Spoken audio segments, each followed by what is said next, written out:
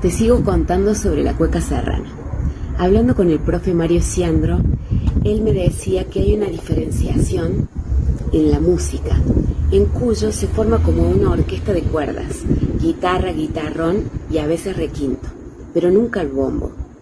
El profe Raúl Godoy, en su investigación en el año 80, él encuentra una fuerte influencia del bombo, el cual se encuentra en la cueca serrana. El profe Raúl Godoy hizo una investigación de campo magnífica.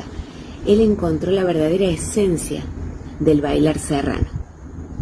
Las imágenes que están viendo es de uno de sus videos que se llama Querencia Serrana. Lo pueden ver en YouTube. En la descripción te cuento un poco más. La semana que viene, con un querido profe, la vamos a estar bailando. No te la pierdas. Nos vemos.